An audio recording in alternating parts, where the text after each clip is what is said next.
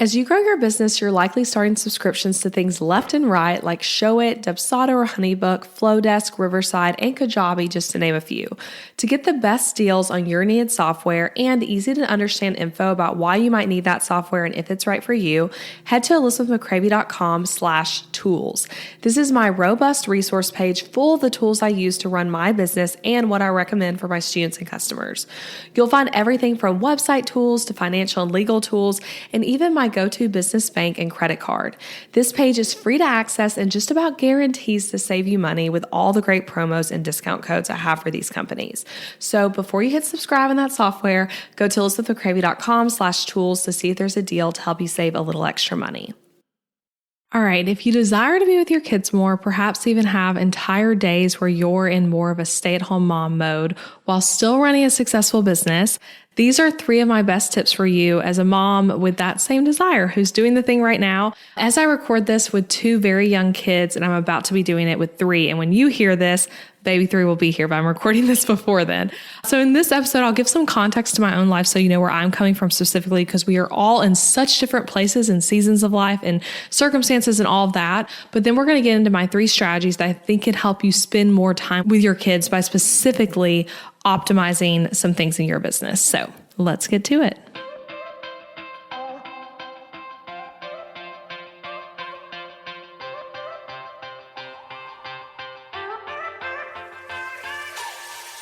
Hey guys, I'm Elizabeth McCravey, an online educator for entrepreneurs, website designer, wife, boy mom, and your host for the Breakthrough Brand podcast, the show that's all about pulling back the curtain on how to actually build a successful business.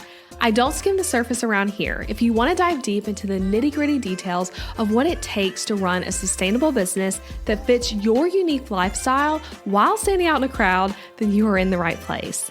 I created a multiple 6-figure a year business in my early 20s, and now in my 30s, I'm still running that successful multiple 6-figure a year business on just part-time hours now as a working mom.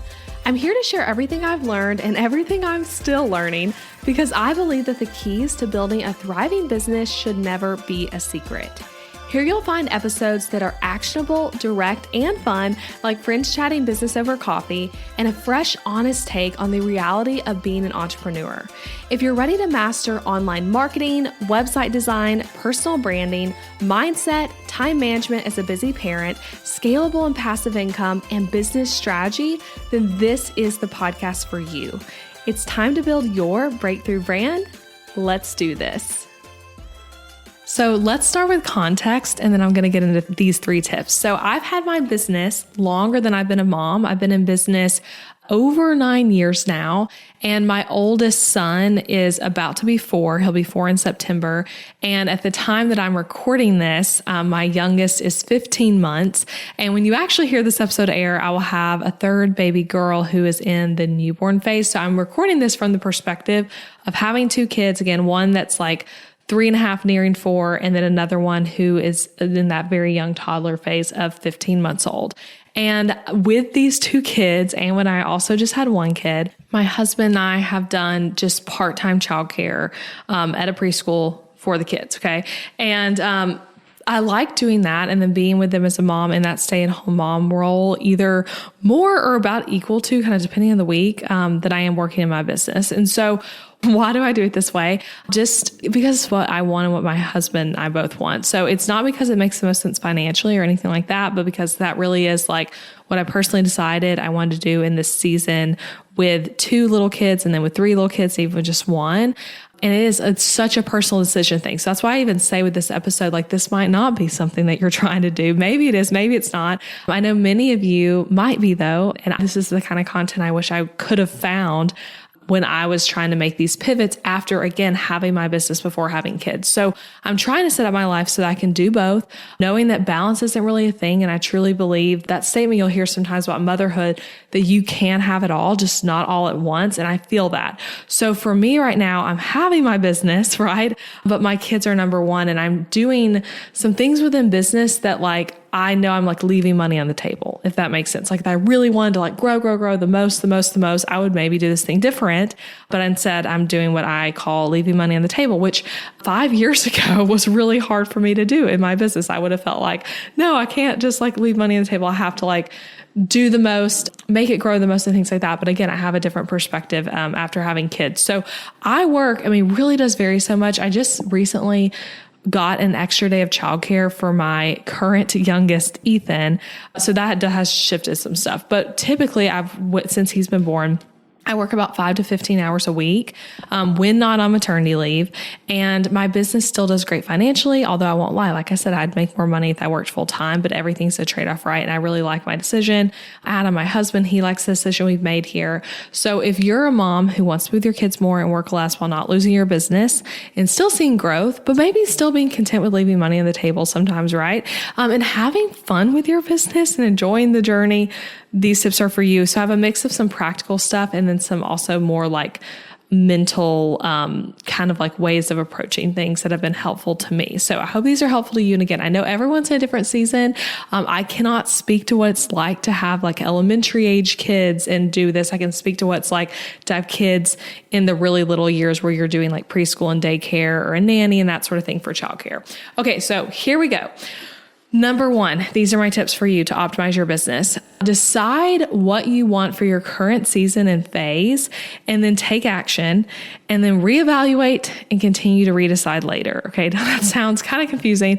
I'm going to explain it. But when you decide what you want work and motherhood to look like for you right now, it gives you something to strive for versus being disappointed and running around feeling like you don't know what to focus on and nothing's working because there's not really an actual plan in place, right? There's not something you're striving for. There's not a goal. You have not declared, hey, this is what motherhood I want it to look like in this little chunk of season, and this is what I want work to look like in this little season. So too often we're just not saying like what the specific goal is. So we like say to ourselves in our planning of like, I want to get my business this revenue number, or I would like to spend more time with my kids, or this working mom thing feels really hard right now. I feel pulled in too many directions, but there's not any action or decision or direction within those kind of things you're saying, right? Like there's not a change in a childcare plan. Like if you're feeling like you want to spend more time with your family, you might need to reduce the childcare in order to do that and then make some changes to your business, right? And test it. Or if you feel like you don't have time for your business at all, it might mean that you need to like change up the childcare. Anyway, I have personally been in moments though where I'm in that like indecision, there's no direction, and it really stinks because you can feel like in a victim place of just super indecision and you can't give it all to everyone and you can't decide where to give your time and energy, and you end up feeling like you're getting nothing done and not serving your business well and not serving your family well because you haven't really like declared what the goal is. And again, I've gotten out of that place, but I have been in it before, so I get it. And the thing I've realized is that we tend to think of these kind of decisions as perhaps more permanent than they are, whereas our kids' schedules are always changing, right? Especially when you're in that like sub 2, sub 3 age. And so it can be smart to set goals more around like what I'm doing for work and motherhood this month, for quarter 1 of this year, or while my baby is under 6 months old, and then I'll reevaluate. So those are just some examples of like the way you can see this instead of it being like all of this year or just like forever, this is how my business is going to be. Really get specific and consider setting reevaluation dates on your calendar. So I'm going to explain that because this is what I do. But you make the decision for right now, try it, and make the decision really clear of like, here's what the decision is. This is what I'm going to dedicate to work. This is what I'm going to dedicate to childcare. And this is how I want to show up when it's a day that I'm not having a work day, but instead I'm with my kids. And then again, plan to redecide on the date you set. So to give an example of this, to help you make sense of it, that's a made up scenario, then I'm going to use an example from my own life. But let's say you're a mom of 2 kids, a newborn and a 2-year-old. Okay.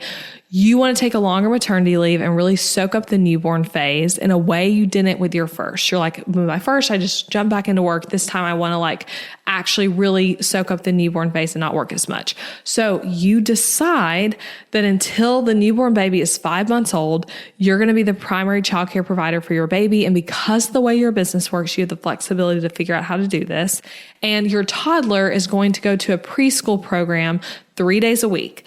And so during nap times for the baby on those 3 days, you're going to focus on work things to the 3 days or as you have energy and want to do it. Okay. So that's the plan, right? That's just the plan. You're like writing down and deciding.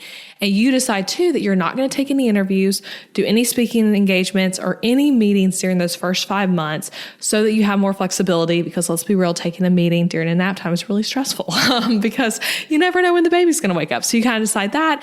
You also decide that in your service business, you're only taking on one client a month so that everything feels really manageable to you. And you're able to kind of map out like how much revenue that means you're going to bring in. Okay.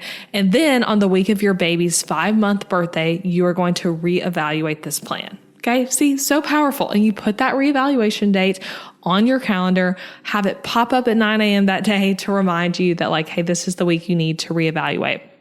And this may seem like it's not a business optimization tip, but I promise it is, because by getting a solid plan and expectation in place for your work life, you will feel empowered and to be able to make other moves and decisions easier. And again, I'm actively doing this in my own life.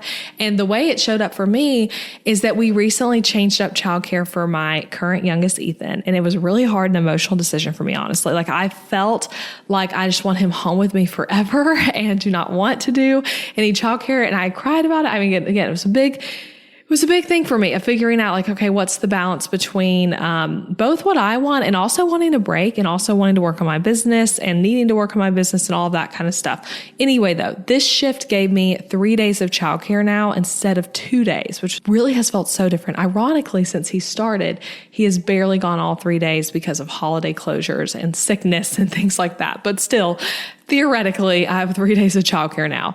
And at first the decision felt so big and so permanent. And then I realized it's actually not. And that if I want to, I could downshift to 2 days of childcare for my boys anytime I want to. I've already talked to their school about this, that is an option that we could do. So I picked 4 different days around 1 month apart each, and I put them on my calendar as reevaluation days for our childcare. It's on the share calendar with my husband, and each one has a note around why I might want to reevaluate then. And again, it's set to remind me and Adam when it pops up for that day so that we can discuss it that week together. And putting it on the calendar was huge for me to remind myself that I can change course at any time, and even picking specific milestones. Like, for example, I have one that's around not around Christmas, in the month of December, thinking about the new year, that like in the new year, this is how old the newest baby will be. And then this is a great way to this is a great time to consider, do we want to switch to just 2 days a week instead of 3? How are things going? What am I feeling?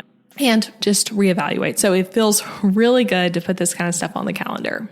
And in addition to making a decision and then deciding to reevaluate it, I would also say decide for yourself on the time, whether it's entire days or half days or just even afternoons that you're having where it's just you and your kids and you are in that role of hey, I'm not doing the business thing, I'm doing the mom thing, deciding what you want that to look like. Again, so powerful and so meaningful. And for me, just again, to give you some real examples of decisions I've made for this season, I have decided that on days that I am just with my kids, I'm not working during nap time because it's too stressful to me. You never know when someone's going to wake up and when the nap ends early, and then you can feel you're right in the middle of something. I've just decided I'm not going to do that then, unless it's a quick social media post or something that feels different. But sitting down at my laptop and really trying to dive into something when they're both down for rest time and naps, not doing it. Instead, I'm going to do more things around the house or rest myself, especially right now as I'm recording this. I'm 37 weeks pregnant. So could definitely use the rest time myself. And so that's a decision I've made. It's I'm not working during nap time. And then also have here's kind of the structure of those full days and kind of the different things we're doing. And that feels really, really fun to me to show up that way and show up really deliberately and show up the same way I would when I'm going to work. I have a plan for when I'm working on my business of these are the things I'm trying to get done today. This is when I'm starting. This is what I'm doing. You can do that same thing on days when you're with your kids of okay, we're going to get out of the house by 9 a.m. and this is where we're going to go today. And then, this is what we're having for lunch. And then this is what I'm going to do during the rest time. And then this is what I want the afternoon to look like. And of course you have to hold it all really loosely, but it can still be so helpful to make a plan. Okay, my second tip, these last two are much more business focused than on the parenting side focused.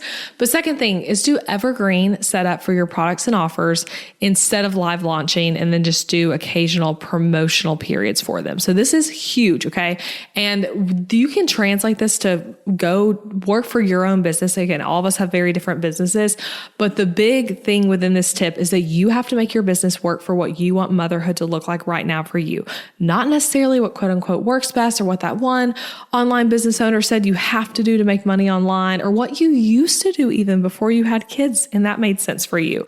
So if you're going to strive to be with your kids more during the day than you are behind your laptop for a season, then it is more conductive to your finances and time to have some products that are just for sale always, versus cart open, cart closed with promotional periods where you're making money only in that period. So being able to consistently promote your products, watch sales coming regularly versus big chunks where it's you have a huge month and then a really slow month, all that. Anyway, it's really amazing, and it takes a lot of the pressure off of your business, and while still being able to make significant money in your business. So to clarify, if you don't know what I mean by this, I could probably do it. I definitely have some old episodes on this, but I could do a new one about it. But to clarify what I mean, some people do their products in a cart open, cart closed model, which means that the product is open, right? It's a course, it's a membership, something of that nature, even a done for you offer. People do it this way sometimes, where it's open, where you can buy it, and then it closes. So that might mean they'll make a lot of money in that 5-day period, and they go really hard in that time selling and marketing, and you spend a lot of time planning it. There's live webinar and lots of Facebook ads and social media promotions, all of that kind of stuff, right? And then the cart closes and you can't buy the product until it's open again. Okay. So then someone emails you and they're like, hey, I saw you had this launch 2 months ago. And it's well, it's not going to open again until 4 months later, or whatever it is. So that is cart open, cart closed. Evergreen means it is always for sale. So you can still do promotions, right? So you could still be okay, this week I'm running a sale where my course is 15% off. I do that sort of thing. Okay. But it's always for sale. So you can still do promotions, but anytime anyone wants to go buy it, they can. So this is personally what I've always done in my business with my website templates. And then what I've done with my courses since becoming a mom. So for me, everything in my business is always for sale. There's opt-ins and sales funnels that sell the products to people. And whenever I post social media content, I'm thinking about promoting products as if you can buy them right now. And yes, when I make something new, I do a live launch, but otherwise things are just for sale. And this leads to things like yesterday, I made a sale on my course Podcast Success Blueprint at complete random. And while I did not open my laptop at all that day, because I was with my kids. So this is the kind of thing it results in. It's just sales coming in at random, right? And as people see the product and feel a desire and a need to use it in their business. So I love this way of doing business personally because it helps you avoid feast and famine finances, and it makes work more flexible for you. And like I said, in addition to everything being on sale, you can do sales and discounts on your products periodically to get a boost in sales, and then also to really incentivize people to buy who maybe they had been thinking about, they've kind of been in your world for a little bit. And then you can give yourself the opportunity to really deliberately talk about your offers during those periods. And you can do those on your schedule for when works for your family and what's going on in your personal life as you pick when those sale dates are going to be. Now, again, in a different season of life, I may try something different, right? You got to go with what works for your season of life. And you may even hear me talk about this right now. And you're actually for my motherhood experience, I like doing it where it's cart open, cart closed, and you're not working on it otherwise. Okay. I get it. You have to decide what works for you, but I've been doing this now with this kind of situation for about 4 years now of doing it this direction. And it's worked really well for me. And I don't really feel I have the capacity in my work schedule where it's to do a really, really big launch where my business is super dependent on that 1 week financially. I just don't like how that feels, and it doesn't really make sense for me typically, especially as I've been pregnant, expecting a third. So that's my second tip, is to consider doing evergreen for your products and offers instead of cart open, cart close, and let people buy from you at their own leisure when it makes sense for them.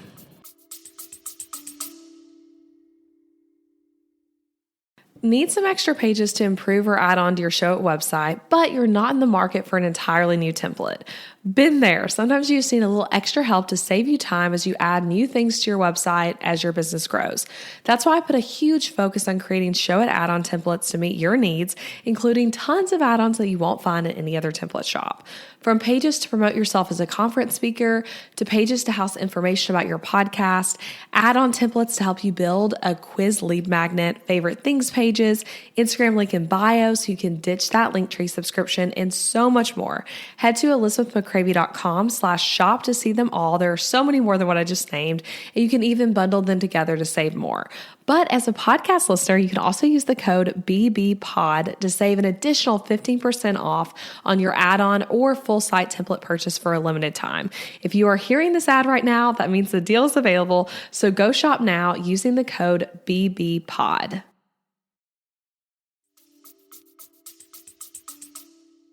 All right, my third and final tip, and I'm going to leave you with some other thoughts and recap these.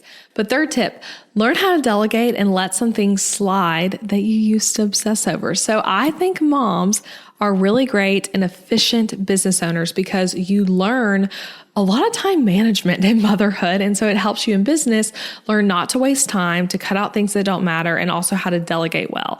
And again, I don't think all moms, like just from being a mom, necessarily do those things well, but is a skill that motherhood, I would say, tries to teach you, like that flexibility. And if you let it teach you that, it'll really help you in your business. So I'm saying, let motherhood teach you that. Let motherhood teach you the time management, how to be more efficient, how to delegate, all of that kind of stuff.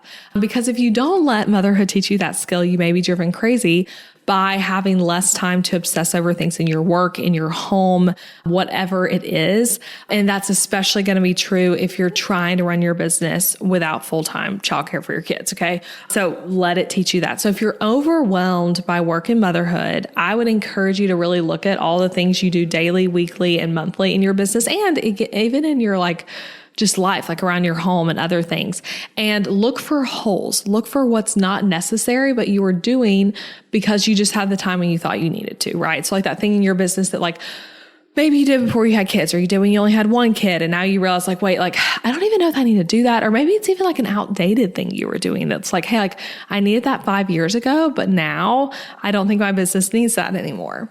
Look for what could be automated using the tools you already have in your business or by buying new tools. And then look for what could be delegated to an existing team member or by hiring someone. So again, the three things I was saying is look for what's not necessary whatsoever, but you're doing. Look for what could be automated and look for what could be delegated. So those are the three things. Again, I think you can apply this to your household too.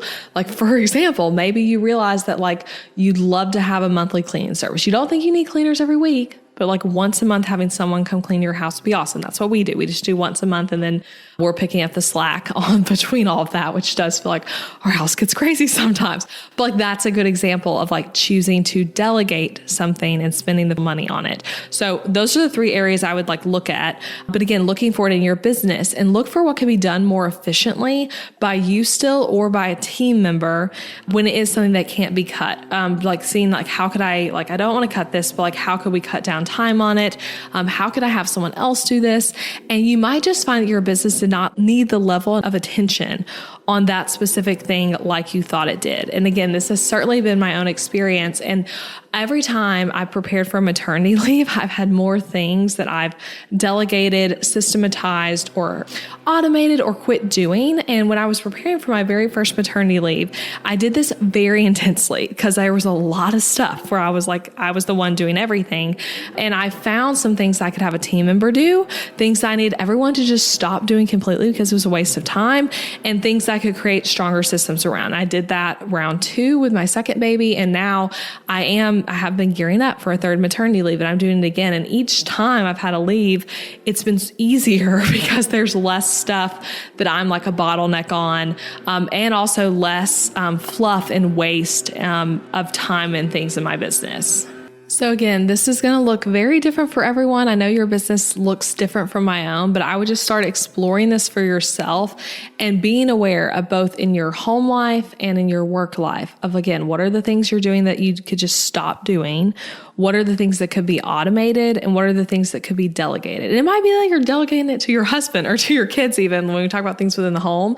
But with things within your business, is it a team member you're delegating to or hiring someone else? And then what could you do more efficiently within your own business? And it can be so helpful when you start identifying those, maybe start a note on your phone and then plan to take action to solve those things. So again, if this is something that you desire, again, of like not losing your business, but you want to spend more time with your kids without overworking and optimizing the business and all of that kind of thing. I just want to say, as someone who's doing this, it is so doable, but it also requires being super, super deliberate. And I think I want to record, I actually started like an outline on my phone of another episode that's around the same concept, but more on like the childcare side and making decisions there and finding the right childcare for you so that you can have reliable childcare when you need it, but also not like full-time, not where it's like 5 days a week, if that's not what you want. Because again, that's something so beautiful about owning a business, you guys. When you're not working that 9 to 5, you can create the flexibility to be like, hey, I'm going to figure out how to do this in 2 days. I'm going to figure out how to do it in 3 days. And then I want to be with my kids the rest of the time. And like that being a decision you make, so powerful and so amazing that we can do that as business owners. And something that like when I think about starting my business, like 9.5 years ago now, I guess, as I'm recording this, around that, I'm just so grateful for how my business set me up for motherhood well years later, in ways I couldn't have even predicted and in ways I was trying to like deliberately think about and plan for. But if this is something that's on your heart, I just want to say it is worth doing. I think time with your children is never time you will regret, even when it's time that feels hard, even if it feels harder to maybe have a full day of taking care of your kids solo than it does to sit behind your laptop and work. I don't know. Sometimes it certainly feels that way for me, but again, it feels so joy-filled and so worth it. And I, if anything, am trying to optimize my business even more to have more days and more time with my kids while they're so little and while they're all in the house. And I just, again, I love it so much. And I know a lot of you guys relate to that as well. And I just want to say it's worth pursuing, even when it feels hard or even when it feels like complicated and confusing of like, how are you supposed to do both these things and quote unquote balance it all?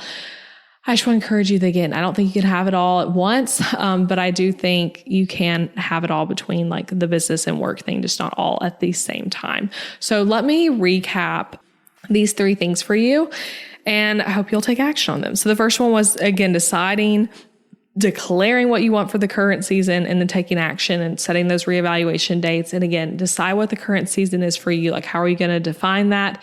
Is it like the next 6 months? Is it the quarter? Is it like until your child is a certain age? Decide and then reevaluate and get really deliberate about what that decision looks like and get granular about what you envision for it. Second, set up evergreen for your products and offers instead of live launches. And then third thing, learn how to delegate and let some things slide that you used to obsess over and learn how to like set up your business to be more efficient and really look for those holes of places that are not very optimized that you can set up well and then be able to work less because of that and be able to run your business more efficiently and potentially make more money even because you like have set it up better while working less. Trust me, that kind of thing is very possible. So anyway, guys, I hope you enjoyed this episode so much. Would love to hear from you. Any other stuff you want to hear? If you're like, wait, I loved that. Like, let's talk about, you want to hear more about this thing or have a question to follow up that I could do an episode on about another topic of this, email me, hello@elizabethmccravey.com. Would love to hear from you and hear your thoughts about like more stuff like this that you'd want to hear. Truly mean that. Okay. Thank you guys so much. Talk to you later. Bye. Thank you for listening to the podcast, friend. I appreciate you being here. That just flew by, didn't it? Hey, if you enjoyed this episode, I really want to encourage you to check out my website where you will find tons of resources to help you grow a profitable and sustainable business. Over on elizabethmccravey.com, you'll find things like free workbooks, guides, quizzes, lock screens, and checklists to encourage you in your business, help you grow, and give you practical solutions to many business problems. You'll also find my top business tools. Like, yes, I literally list out all the major ones for you on my website. And I even have a lot of special discounts and offers for you guys to snag as you try these products, services, and softwares. If you want to take the podcast content and make it super actionable, my resource page is here to help. So go to elizabethmccravey.com/tools to access everything. I hope you have fun exploring all of it over there. And if you loved this episode, leave a rating and review for the show wherever you're listening or share with a friend. That's a great way to support the podcast, and I appreciate it so much. Thanks again so much for listening. I'll be back next week with a new episode. Bye for now.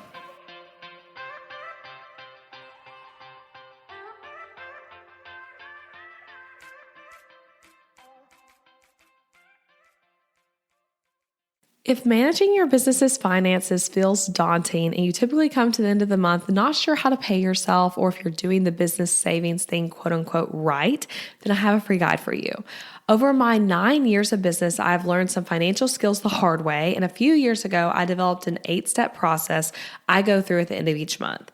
This process helps me know how my business is doing financially, pay myself well, and allocate money for things like taxes and expenses, and also document notes about the month that'll help me make financial decisions in the future. Again, I've been doing this process since early 2023, and it truly has changed the way I do my business for the better and has helped me ultimately make more money. And I want to help you do the same. So you can grab this 8-step process literally for free at elizabethmccravey.com/profit. There's a whole PDF guide for you there that you can download and go through for free. That's elizabethmccravey.com/profit.